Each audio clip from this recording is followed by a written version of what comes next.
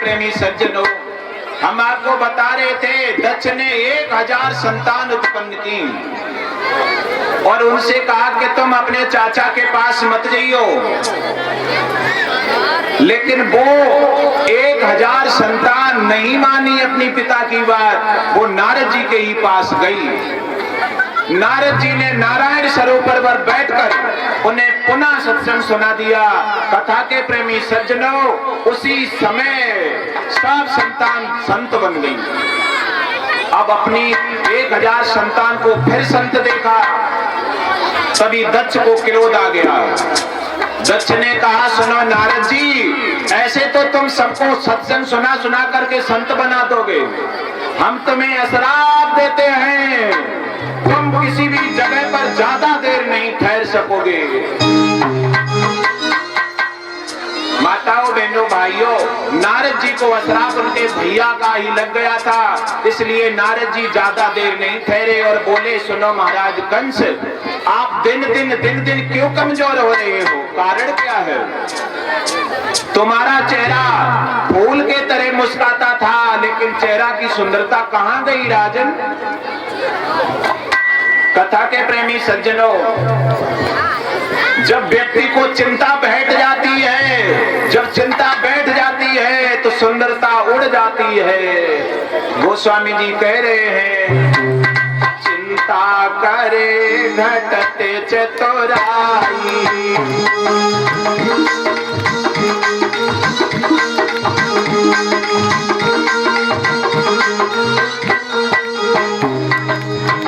चिंता करे घटते चतुराई,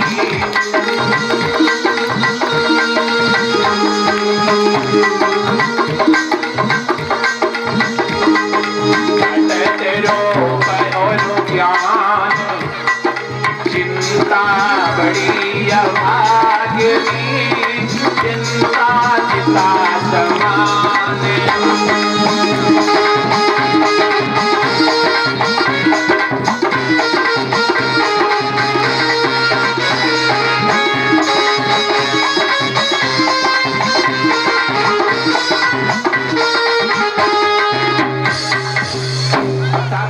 भाई बहनों, चिंता करे घटे चतुराई, घटे रूप और ज्ञान, चिंता बड़ी अभागिनी, चिंता चिता समान। जीवित पुरुष को भी समझ लो चिता के पे बैठाने के योग्य बना देती है चिंता। इसलिए कभी चिंता मत करना, क्योंकि संघर्ष ही तो जीवन है।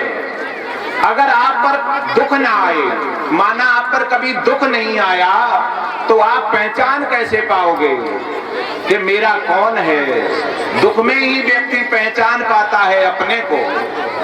इसलिए दुख ब्रह्मा जी ने बनाया है। सुख दुख जीवन मरण लोभ मोह काम क्रोध मद मत्सर गाली गुस्सा जो कुछ भी है वो सब ब्रह्मा के बेटा बेटी हैं, ब्रह्मा के शरीर से आए हैं, लेकिन समय समय पर सब काम आते हैं। अगर आप बेगर समय के इन्हें काम लोगे तो आपको नुकसान हो जाएगा। अब कंस दिन दिन कमजोर हो रहा है। कमजोर इसलिए हो रहा है, वो कह रहा है कि गुरुजी चिंता मेरे अंदर बैठ गई। बोले क्या? कि सुनो गुरुजी, पहले तुम आए थे तो तुमने हमसे कहा था कंस तुम एक काम करो, नील कमल पुष्प मंगवा लो। यमुना में कालिया नाग रहता है, कृष्ण बलराम लेने जाएंगे तो नाग डस लेगा, मर जाएंगे। लेकिन कृष्ण बलराम नहीं मरे, नील कमल मथुरा में आ गए। और सुनो गुरुदेव, सबसे बड़ी चिंता पूतना गई, त्रिटासुर गया, सत्तासुर गया, धैनपासुर गया, भौमासुर गया, केसी गया, तमाम राक्षस बड़े बड़े गए, लेकिन लौट करके एक भी मथुरा में नहीं आए। एक ने भी लौटकर ये नहीं बताया कृष्ण मोटा है, पतला है, गोरा है, काला है। एक भी लौटकर नहीं आया। और वृंदावन हम जा नहीं सकते क्योंकि हमें श्राप लगा है, वृंदावन नहीं जाएंगे हम। इसलिए कंस बोला हम वहां नहीं जाते। अब गुरुदेव बोले एक काम करो। बोले क्या? कि तुम्हारे संग बहुत बड़ा धोखा हुआ है। बोले क्या? कि धोखा ये हुआ है, तुम्हारी जेल में जो वसुदेव देवकी रह रहे हैं, बंदी हैं, इन्हीं ने भादों की अष्टमी को अपने हाथ एक बालक को जन्म देकर गोकुल भेज दिया। जो नंद का लाला है कृष्ण, वो देवकी वसुदेव का है। जो रोहिणी का लाला बलराम है, वो भी देवकी वसुदेव का है।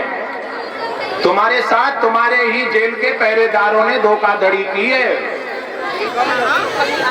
ये बात सुनकर कंस आग बबूला हो गया, हाथ में तलवार ली का हम वसुदेव देवकी को आज ही मार देंगे। लेकिन उसी समय नारद जी ने रोक दिया, नहीं मारो मत। अगर तुमने देवकी वसुदेव को मार दिया तो कृष्ण बलराम कभी मथुरा में नहीं आएंगे। तुम उन्हें मारो मत। तुम एक काम करो बेटा कंस, अभी अभी तुम पत्र लिख दो, पत्र में लिख करके अक्रूर को भेज दो। अक्रूर चले जाएंगे और जाकर कृष्ण बलराम से कहें कि मथुरा में विशाल मेला का आयोजन है और देवकी वसुदेव तुम्हारे इंतजार में हैं। तुम मेला देखिए, अपने माता पिता से मिलिए। वे दोनों बालक नटखट हैं, चले आएंगे। भागवत के प्रेमी सज्जनों, महाराज कंस ने वही किया, पत्र लिख दिया, अक्रूर को नियुक्त कर दिया। अक्रूर को उन्होंने इसलिए भेजा क्योंकि अक्रूर के सगे भतीजे हैं कृष्ण बलराम। भागवत के प्रेमी सज्जनों, अक्रूर से कहा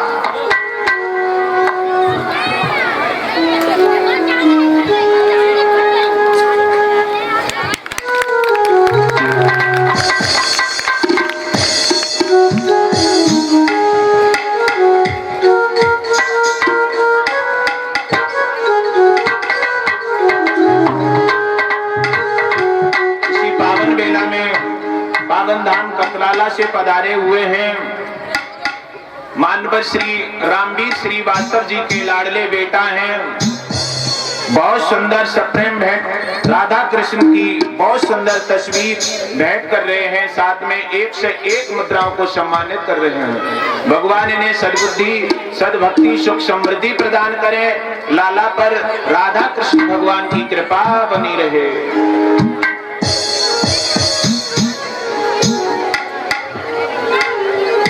कथा के प्रेमी सज्जनों, अब कथा यहाँ से बड़ी पावन आ रही है। अक्रूर से कहा कंस ने, पकड़ हाथ अक्रूर का चला कंस बलबीर, ले पहुंचा एकांत में बोला है मंदिर। सुनो अक्रूर, तुम मेरा एक काम कर दो। ध्यान रखना, इतना पराक्रमी योद्धा अब अक्रूर से कह रहा है, अक्रूर तुम मेरा एक काम कर दो। मजबूरी बहुत बड़ी चीज होती है भाई बहनों। अक्रूर बोले, बोलो। कि तुम मथुरा से वृंदावन चले जाओ और वृंदावन में छोटे छोटे कृष्ण बलराम हैं, तुम उन्हें कुछ मत कहना, ये पत्र दे देना और कैसे भी ला पाओ तुम लेकर चले आओ। तुम्हें प्रातः काल मथुरा में लाना है अक्रूर। ये बात सुनकर अक्रूर को ऐसे मालूम पड़ा मानो किसी ने उनके ऊपर आग का गोला डाल दिया हो। बोले, महाराज कंस, मुझे मत भेजो, मेरे छोटे छोटे भतीजे हैं, उन्हें तुम क्यों बुलवा रहे हो? अक्रूर जान रहे थे कि कंस मरवा देगा। ये बात सुनकर के ही कंस ने कहा, सुनो अक्रूर, सुनो अक्रूर, मेरा नाम कंस है, मैं अपने सगे बाप का नहीं हुआ। मेरा बाप जेल काट रहा है, मैं अपने सगी बहन का नहीं हुआ। मेरी बहन देवकी वसुदेव जेल काट रहे हैं। अगर तुम कृष्ण बलराम को पकड़कर नहीं लाए तो जेल में बंद मिलोगे। और ये भी मत सोचना कि हम वृंदावन जाकर के लौट नहीं पाएंगे, तुम्हें तो मैं पकड़वा लूंगा। ये डर बहन भाइयों अक्रूर के अंदर बैठ गया। डर भी बहुत बुरी चीज होती है। कथा के प्रेमी सज्जनों, उसी समय क्रूर कंस का रथ लेकर मथुरा के लिए ओर जा रहे हैं, रोते जा रहे हैं, हंसते जा रहे हैं। अब आप कहोगे रोते भी जा रहे हैं, हंसते भी क्यों जा रहे हैं? ये भागवत जी कह रही हैं। भागवत जी में कहा है, सुखदेव भगवान ने राजन वसुदेव रो इसलिए रहे, अक्रूर रो इसलिए रहे हैं क्योंकि आज हम अपने हाथों से ला करके अपने छोटे छोटे भतीजों को मरवा दूंगा। और हंस इसलिए रहे हैं क्योंकि आज हम भगवान के दर्शन करेंगे। रोक के रथ बढ़ाते हैं, चलते हैं, बढ़ाते हैं।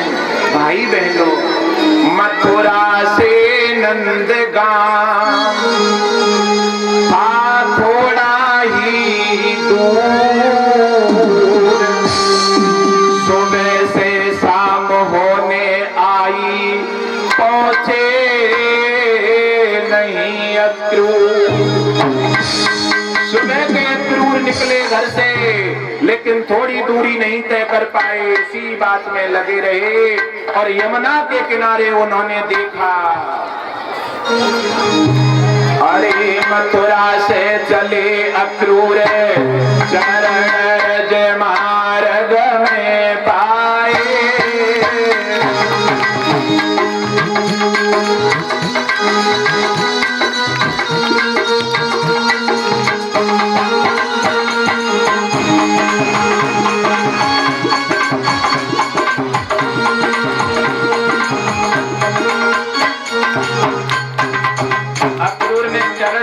यमुना के किनारे भगवान के चरणों में बहुत अच्छे अच्छे चिन्ह थे, शंख के, त्रिशूल के, डमरू के, जौ के।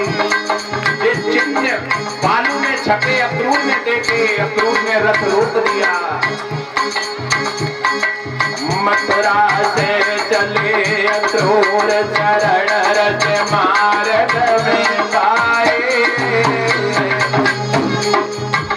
और उलही में गए टिक मानो यमुना जी नहाए।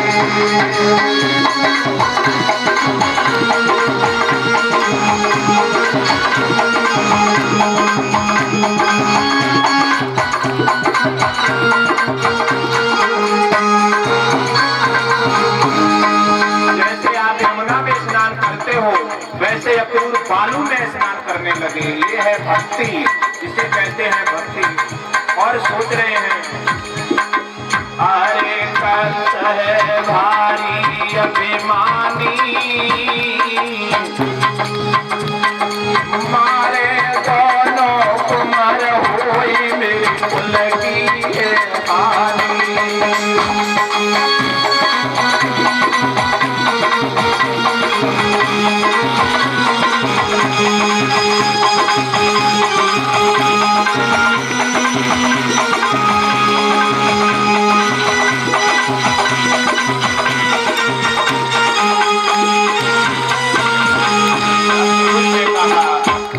अक्रूर ने कहा, कृष्ण बलराम निश्चय मारे जाएंगे, बच नहीं पाएंगे।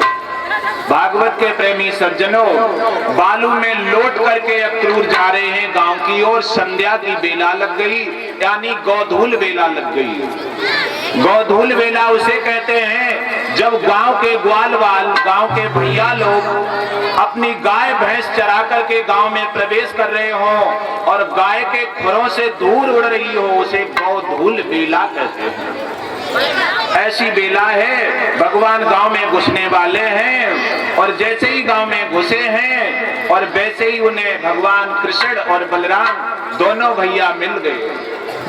अक्रूर ने देखा, कृष्ण बलराम को समझ गए, यही हमारे दोनों भतीजे निश्चित होंगे, इतने सुंदर और कोई बालक नहीं होंगे। अक्रूर रथ पर बैठे बैठे कह रहे हैं, माताओं बहनों भाइयों, इधर कृष्ण ने सीधे सीधे कह दिया, चाचा, अरे चाचा, चाचा क्यों तुम परेशान हो, हम ही कृष्ण बलराम हैं चाचा। भगवान ने तुरंत रथ रुकवा करके अक्रूर को उतार लिया।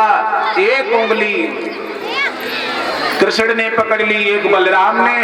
कथा के प्रेमी सज्जनों घर ले गए, भोजन करवाया। पूरे नगर में धीरे धीरे चर्चा फैल गई कि आज मथुरा से कोई आया है, वो सुबह कृष्ण बलराम को ले जाएगा। सब गोपियां व्याकुल होने लगी और अक्रूर से भला बुरा कहने लगी सुनो अक्रूर, सुंदर तन अति सौम्बिस मुख, पर स्वाव से क्रूर, पंडित कैसे मूर्ख थे, जो नाम धरो अक्रूर। वो पंडित ही मूर्ख थे जो तुम्हारा नाम अक्रूर रख दिया। तुम तो वास्तव में ही बहुत बड़े क्रूर हो। क्यों लिए जा रहे हो नन्हे मुन्ने बच्चों को एक हत्यारे के पास? अक्रूर सर नीचे लटकाए हैं, किसी से कुछ नहीं कह रहे, क्योंकि मजबूरी है, डर बैठा है। भागवत के प्रेमी सज्जनों, नंद बाबा से कहा, नंद बाबा ने भी कुछ नहीं कहा। नंद बाबा बोले तुम एक काम करो अक्रूर, तुम आए हो तो कोई बात नहीं, लेकिन तुम मैया को मत बताइयो। अगर यशोदा को पता चल गया तो वो जाने नहीं देगी और रो रो के मर जाएगी। माताओं बहनों भाइयों, शाम की बेला एक पग भगवान दबा रहे, एक पग बलराम दबा रहे अपने चाचा के। आज के समय में चाचा तो बहुत दूर की बात रह गई, एक बेटा सगे पिता के पग नहीं दबाता, लेकिन कृष्ण भगवान बलराम चाचा के पग दबा रहे हैं। ये भाव है उनका। माताओं बहनों भाइयों, बात आई है तो बताएंगे जरूर। कथा तो थोड़े विलंब से ही आज विराम होगी। भाइयों की हम बात बताएंगे। भाई कैसे हो गए हैं?